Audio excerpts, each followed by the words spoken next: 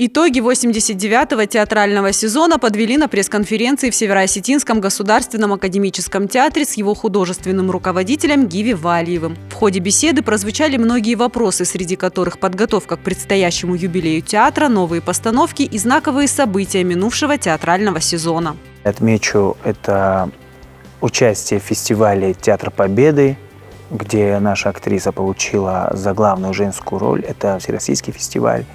И спектакль Газдановой они получили номинацию «Выбор народа».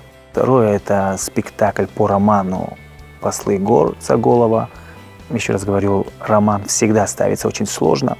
Третье, я бы отметил, к 9 мая выпуск спектакля в списках не значился. Это дань нашей победе, первому дню начала войны. И, конечно же, последний спектакль, который мы делали, семейный спектакль, это спектакль «Маленький принц», который в будущем сезоне, я надеюсь, будет очень востребован нашим зрителям.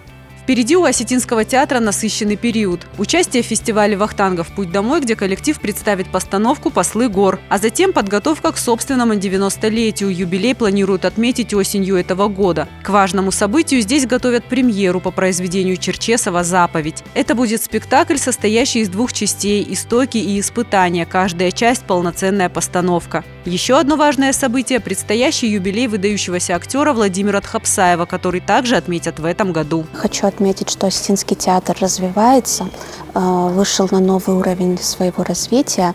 Очень много ярких постановок, знаковых таких спектаклей, которые полюбились не только зрителям, но и экспертам на федеральном уровне. У театра очень много различных наград на международных и всероссийских фестивалях, и это очень радует.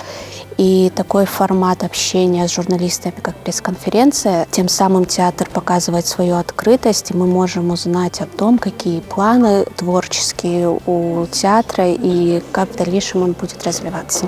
«Маленький принц», «Мизантроп», «Послы гор» в списках не значился, «Эмигранты» и другие спектакли. Творческий год был насыщен премьерами, некоторые из них уже отмечены на престижных конкурсах. Практически во всех этих спектаклях были задействованы юные актеры, ученики детской театральной студии, которая работает при театре. Студия оплачивается благодаря Вячеславу Зелимхановичу Битарову, который поверил в нас. На сегодняшний день они участвуют не только в «Маленьком принце», они участвуют в Газдановых, участвуют в «Послах гор», в списках не значился. На протяжении этого творческого года Осетинский театр давал по 7 спектаклей в неделю. Здесь поставили 8 премьер. Напряженный период полностью оправдал себя зрительским признанием. За минувший театральный сезон постановки в Осетинском театре посетило около 60 тысяч человек. Зритель сегодня очень требовательный. Мы играли по 26-25 спектаклей в месяц.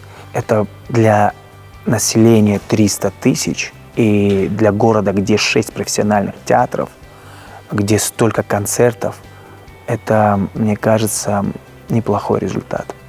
И в будущем мы будем также стараться не останавливаться.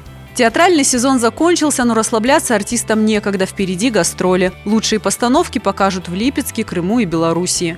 Елена Смирнова, Давид Хамицаев, Владислав Туаев, 15 регион.